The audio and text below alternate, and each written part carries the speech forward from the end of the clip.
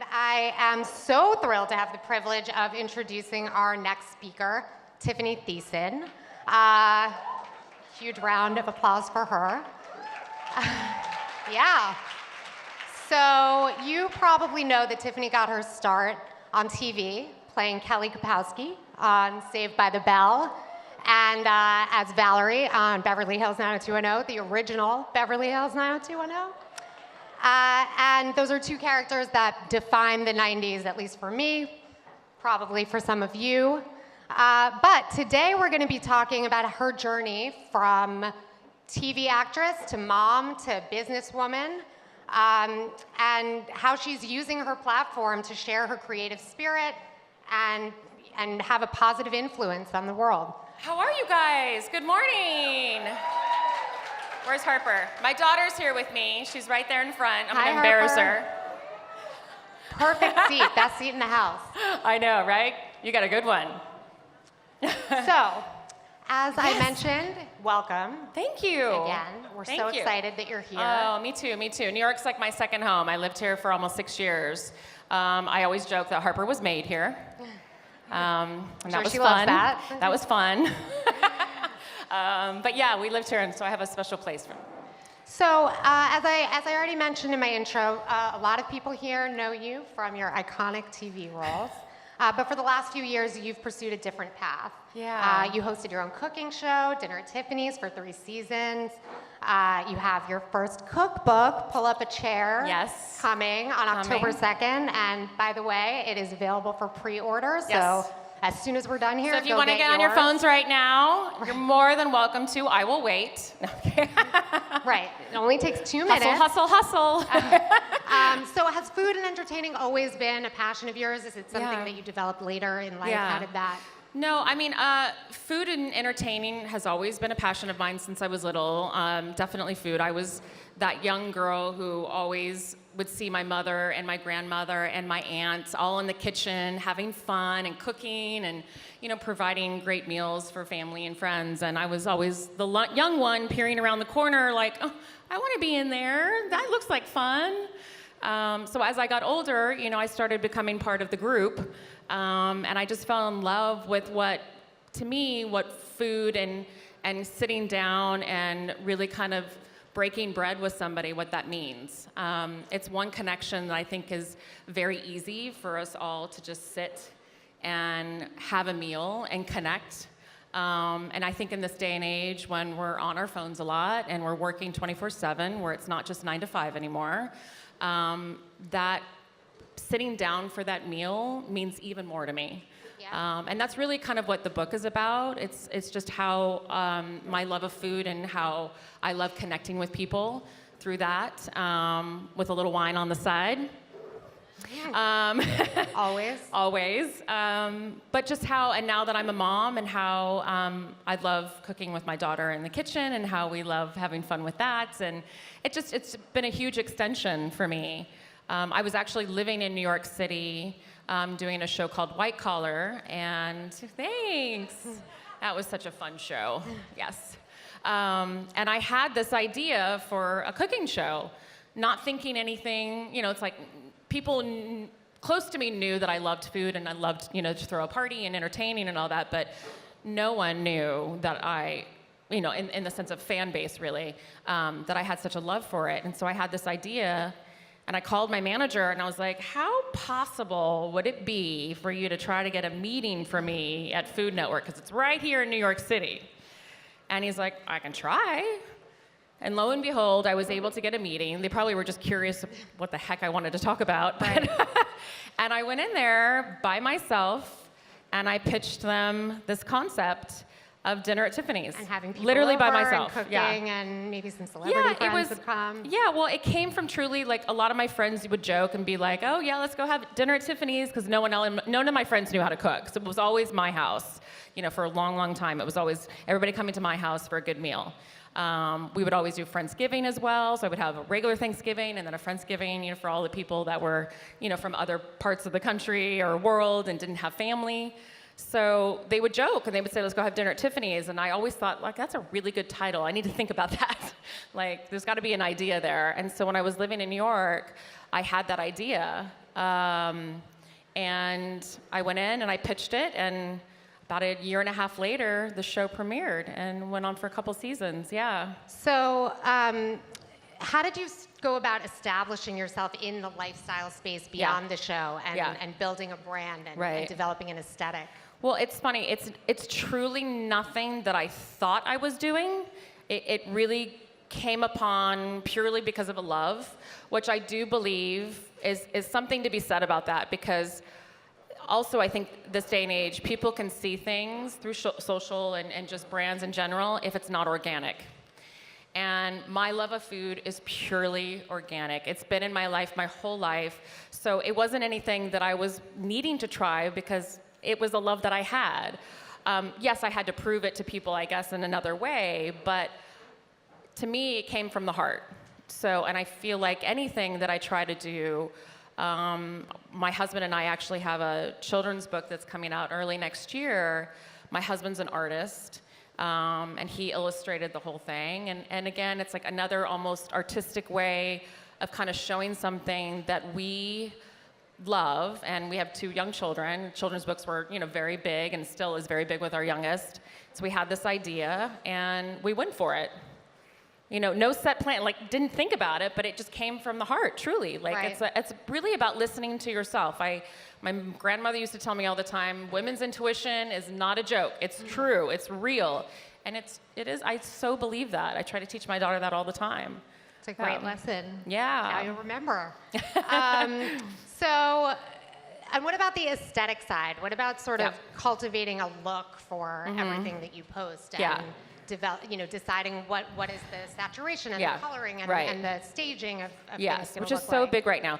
When I first started, I probably didn't think about that too much. It was more about the food, and I was always that person that if it doesn't look good on the plate, why would somebody want to put it in their mouth? So, right? Great question. Yes, it's true, right? So I always felt like my food looked great because that was part of the love that I had, as well as the aesthetics of it. But then transferring that to a social platform or lifestyle-wise of a brand is different. It's a little more than that. And so for me, in the last few years, I've really paid attention to really using only a few photographers. It's also something it's been a learning thing for me too, because shooting a person and shooting lifestyle and shooting food is a whole nother ballgame. So certain photographers that I would use a lot with my children or lifestyle or for me were not the great match for my food. Right. Because food's hard to shoot. It really is, yeah. I mean, we always have to get a food stylist if we're shooting. It's a very right? specific thing. So you also star in the Netflix series Alexa and Katie, which is going to be getting a second season. Yes, we actually finished our second season. Already, yeah, coming it'll come in the out. fall, right? I think it's coming out in November. Okay. But we just got nominated for an Emmy, so we were super excited about that. Program, yeah. So exciting. And so the show has such a wonderful premise. I'm wondering if you can tell us a little bit about that premise and about what drew you to it and why it sort of made you want to go back to acting in a sitcom. Yeah. I think across the board for me, now that I've gotten older, in my 40s and having children, it's kind of that thing where I realized the things that I'm doing, I really want it, 1, come from my heart, 2, that it means something, and 3, that hopefully it instills something great in my children. And so, like the cooking, sort of the same thing. My children are getting to see me do something that I absolutely love and I'm happy with, and I'm able, knock on wood, to be able to do something with that and make a living out of it. They get to see their father paint and be artistic and make a living at that, which is very inspirational, when you're young. So I always, TV's been my love. I've been doing it my whole life, and it's where I feel probably even most comfortable. I kind of grew up in front of the camera, and sitcoms were where I first started. So when this project came around, I had just finished our last season of Dinner at Tiffani's. I was literally right in the middle of shooting my cookbook, which, oh my gosh, putting a book together, that's like birthing a child with 4 hard corners. That was crazy. That's been a 3-year Not process, easy. by the way, and I I'm shot sure the whole a lot thing. of people in this room have been through It that is, as well. it is, and they tell you like it's really, really hard, and you may not make any money. It's a lot of money out, and I'm like, yeah, when's that gonna turn around? Right. It's a lot. It's a lot, but it was also again a huge learning experience, and I think also for our kids to see something kind of come to life as a book. It's one thing to see it on TV but like a book, it's like, I don't know, it's something old school about that, where you're actually seeing hard work put into a bind of paper. You know, it's kind of neat. It's really neat. So what was it about Alexa and Katie that made you? So Alexa and Katie came to me, and they first said, hey, we're really interested. We'd love to talk to you, playing a mom of 2 teenagers. And I went, excuse me, I have 2 young children. But they said, please read the script. We really would love your input and to see if you'd be interested. And I read it, and I knew this was going to be my next project. If you haven't seen it, it's a family show, but it's about 2 best friends in high school who've kind of really been the rock between, and I'm sure a lot of us can have that same sort of relationship with somebody in their lives that you really lean on, especially girls and women. But one of the girls who I play her mother, Alexa, is actually undergoing cancer treatment. And it's very different TV. It's a traditional sitcom in the sense, but because of that underlining kind of story that's a much, much more serious storyline, it kind of puts a different spin on the show, and I found it really interesting and very engaging in the sense that here we are in a world where all of us could probably say we've been touched by cancer, whether it's yourself or a family member or a friend or somebody you know. Cancer's around us, and it's not, you know, we don't want it to feel, really truly the creator, and she's a woman as well, the creator, her sister had cancer, and this is where she came with the idea. She saw a news story about 2 young girls, best friends, and one of them had shaved their head in solidarity for her best friend. And I'm like, this is amazing. I mean, 2 girls, young like that, one of them who's really trying to support her best friend, shaving their head. I mean, talk about women empowerment. That is amazing. And I was like, I've got to be a part of this. So, social media. Yes. Obviously a critical tool. Yes. Again, for almost everyone in this room, certainly for us at She Knows and at BlogHer. But it can also be kind of an ugly place. Yes. And especially for moms, there's a lot of mom shaming all over the place, whether it's of celebrities or just. Oh yeah, I've had shaming in my life since I was little, though. So Right. I mean, it's nothing new. Right. Oh yeah. But in the age of social media, I imagine, like, you know, had it been a long time ago, things may have been even more difficult. So absolutely. Have you experienced any mom shaming online or bullying, and how did you deal with it? This is one thing I learned very early on when I was shooting Beverly Hills 90210. It was one of those shows that spoke to a big generation of people. We talked about a lot of hot topics, as you would say. And, you know, the characters, the actors on the show, we had all different types of people. So, of course, all different types of people had a lot to say. Right. And I remember this, that some of my castmates were really adamant about going on and reading what people were saying. And it was very hard for them to kind of move past that. And I remember sitting there saying, then why do you do it? Like, what's the point? Because truly, it's not lifting you, it's not filling your bucket, and this is something I teach my daughter a lot too. If you're not filling somebody's bucket, then you're emptying yourself as well as other people around you. So what's the point? Yeah. Thank you. There's so much of that already. It's like, I don't need to be a part of that. So I really was like, there's no need for that. There's absolutely no need for that. So I've really been that person. Very rarely do I engage with it, and I really don't. I don't have space for it. Right. You know, be bigger than it. Yeah, I just don't have space for brush it it. off. You know, I mean, there are times my husband will be like, "Did you see that comment on that feed you did on da da da da da?" And I'm like, "I didn't," but now you tell me I need to. Thanks a lot. You know. So helpful. Always. So helpful. I love that it gives people voices. I love that people are getting to see other people, very organically and intimately. I love all that. I think it's amazing. I think people are starting careers, and it's been amazing. But there's also, like you said, there's a lot of the negativity that comes along with it too. So I think if you really kind of try to keep the balance of it all and really try to see the positive and just kind of like let the other parts of it go, Rise above. I think that's the smartest tool. Yeah. And now having, being a mom and having children, I try to be somewhat selective. I have a daughter who does not like the camera. All of a sudden, these last couple of years, she's like, no pictures, no video, sorry, no boomerang. I'm with you. She wants no part of it. And then my son, who's like, yeah, give it to me. So there's a fine line. There's a fine line. So how do you determine how much of their lives you want to share with the world? They feature prominently in a lot of your content. It's weird. I really just kind of listen to myself. I know when it comes to like career stuff, I know it's important to put a lot out there and make sure people are seeing it. But when it comes to more intimate things and family and all that, I'm pretty selective. My husband's like, oh, this is such a cute school picture. Let's show it. I'm like, no, that's ours.